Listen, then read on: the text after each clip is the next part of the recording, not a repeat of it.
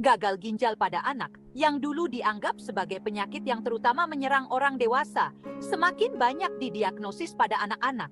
Tren yang mengkhawatirkan ini menyoroti kerentanan ginjal anak-anak terhadap berbagai kondisi yang dapat mengganggu fungsinya. Ketika ginjal gagal berfungsi, ginjal tidak dapat lagi menyaring produk limbah dari darah secara efektif, yang menyebabkan penumpukan racun di dalam tubuh. Hal ini dapat memiliki konsekuensi serius bagi kesehatan dan perkembangan anak secara keseluruhan. Memahami penyebab, gejala, dan pilihan pengobatan untuk gagal ginjal pada sangat penting untuk deteksi dini dan intervensi. Gagal ginjal dapat secara signifikan memengaruhi kualitas hidup anak, membutuhkan perawatan medis yang berkelanjutan, dan seringkali menyebabkan tantangan seumur hidup. Orang tua, pengasuh, dan penyedia layanan kesehatan harus bekerja sama untuk memberikan dukungan komprehensif dan memastikan pasien muda ini menerima perawatan terbaik. Kabar baiknya adalah bahwa dengan diagnosis dini dan pengobatan yang tepat, anak-anak dengan gagal ginjal dapat hidup dengan penuh dan bermakna. Kemajuan dalam teknologi medis seperti dialisis dan transplantasi telah secara signifikan meningkatkan hasil jangka panjang untuk anak-anak ini. Lebih lanjut, penelitian yang sedang berlangsung terus menjelaskan tentang terapi baru dan tindakan pencegahan yang menjanjikan masa depan yang lebih sehat. Sangat penting untuk meningkatkan kesadaran tentang gagal ginjal pada anak untuk mendorong deteksi dini, meningkatkan strategi pengobatan, dan pada akhirnya berupaya menuju masa depan di mana lebih sedikit anak yang mengalami beban kondisi serius ini. Gagal ginjal pada anak dapat berasal dari berbagai faktor, mulai dari cacat bawaan sejak lahir hingga kondisi yang didapat dari waktu ke waktu. Mengidentifikasi penyebab yang mendasarinya sangat penting untuk menentukan pengobatan dan manajemen yang paling efektif. Salah satu penyebab utama adalah cacat lahir, yang dikenal sebagai anomali kongenital, yang dapat memengaruhi struktur atau fungsi ginjal. Anomali ini dapat mengganggu aliran urin yang normal, yang menyebabkan penyumbatan dan kerusakan pada jaringan ginjal. Contohnya termasuk kondisi seperti katup uretra posterior, penyumbatan di uretra, dan penyakit ginjal polikistik yang ditandai dengan pertumbuhan kista di ginjal. Infeksi, terutama infeksi saluran kemih yang naik ke ginjal, juga dapat memicu peradangan dan jaringan parut, yang pada akhirnya mengganggu fungsi ginjal. Anak-anak dengan sistem kekebalan tubuh yang lemah sangat rentan terhadap infeksi ini. Gangguan autoimun, seperti lupus nefritis, terjadi ketika sistem kekebalan tubuh secara keliru menyerang ginjal, menyebabkan peradangan dan kerusakan. Kondisi ini seringkali memerlukan obat imunosupresan untuk menekan respons imun. Gangguan metabolisme, seperti diabetes, juga dapat memengaruhi kesehatan ginjal. Seiring waktu, kadar gula darah yang tinggi dapat merusak unit penyaringan halus di ginjal, yang menyebabkan nefropati diabetik. Obat-obatan dan racun tertentu juga dapat berbahaya bagi ginjal, terutama jika dikonsumsi dalam dosis tinggi atau untuk waktu yang lama. Orang tua dan pengasuh harus selalu berkonsultasi dengan profesional kesehatan sebelum memberikan obat apapun kepada anak-anak. Dalam beberapa kasus, kanker yang menyerang ginjal atau saluran kemih dapat menyebabkan gagal ginjal. Perawatan untuk kanker ini, seperti kemoterapi atau terapi radiasi, juga berpotensi memengaruhi fungsi ginjal. Ketika ginjal seorang anak mengalami gagal fungsi, dialisis menjadi sebuah penolong hidup, menjalankan fungsi penting dengan menyaring produk limbah dan cairan berlebih dari dalam darah. Perawatan yang menopang hidup ini membantu menjaga keseimbangan elektrolit di dalam tubuh dan mengontrol tekanan darah. Terdapat dua jenis utama dialisis, hemodialisis dan dialisis peritoneal. Hemodialisis melibatkan penggunaan mesin untuk menyaring darah di luar tubuh.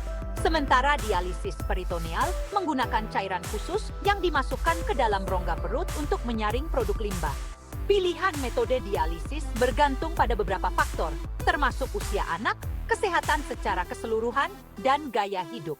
Hemodialisis biasanya memerlukan kunjungan rutin ke pusat dialisis, sementara dialisis peritoneal seringkali dapat dilakukan di rumah dengan pelatihan dan dukungan yang tepat. Dialisis bukanlah obat untuk gagal ginjal, tetapi menyediakan jembatan menuju transplantasi atau membantu mengelola kondisi tersebut hingga ginjal anak pulih, jika memungkinkan. Hidup dengan dialisis dapat menjadi tantangan bagi anak-anak, memerlukan penyesuaian terhadap rutinitas harian mereka dan seringkali memengaruhi kehidupan sosial mereka. Terlepas dari tantangan ini, dialisis menawarkan anak-anak dengan gagal ginjal anugerah waktu, memungkinkan mereka untuk tumbuh, belajar, dan menjalani hidup sepenuhnya.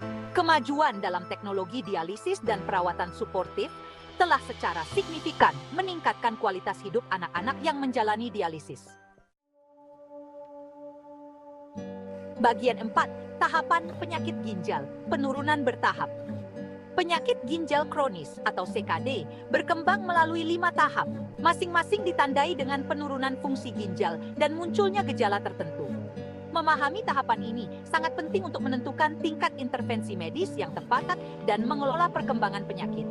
Tahap 1 ditandai dengan kerusakan ginjal ringan, seringkali tanpa gejala yang nyata. Deteksi dini melalui tes darah dan urin sangat penting pada tahap ini untuk memperlambat perkembangan penyakit. Tahap 2 melibatkan penurunan fungsi ginjal lebih lanjut, masih seringkali tanpa gejala yang nyata. Modifikasi gaya hidup dan obat-obatan dapat direkomendasikan untuk mengelola tekanan darah dan faktor risiko lainnya. Tahap 3 menandakan kerusakan ginjal sedang dan gejala seperti kelelahan, pembengkakan, dan perubahan buang air kecil mungkin mulai muncul. Perawatan berfokus pada memperlambat perkembangan penyakit dan mengelola komplikasi. Tahap 4 menunjukkan kerusakan ginjal yang parah dengan gejala yang lebih jelas. Persiapan untuk dialisis atau transplantasi biasanya dimulai pada tahap ini. Tahap 5 juga dikenal sebagai penyakit ginjal stadium akhir, terjadi ketika fungsi ginjal kurang dari 15% dari normal. Pada tahap ini, dialisis atau transplantasi sangat penting untuk bertahan hidup.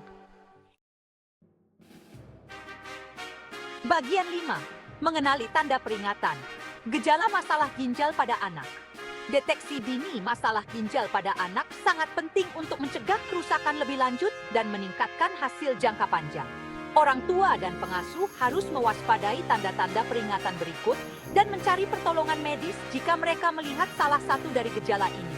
Perubahan dalam buang air kecil, frekuensi yang meningkat atau menurun, mengompol, rasa sakit atau terbakar saat buang air kecil, darah dalam urin, pembengkakan, bengkak di sekitar mata, wajah, tangan, kaki, atau perut, kelelahan, kelelahan yang tidak dapat dijelaskan, kelemahan atau kekurangan energi, kehilangan nafsu makan, penurunan minat pada makanan atau kesulitan menambah berat badan, mual dan muntah, sering sakit perut atau muntah, tekanan darah tinggi, peningkatan tekanan darah yang terus-menerus, perubahan kulit, kulit kering dan gatal, atau perubahan warna kulit, kram otot, kejang otot yang sering atau menyakitkan, terutama di kaki, gangguan tidur, kesulitan tidur sepanjang malam, atau kantuk di siang hari yang berlebihan.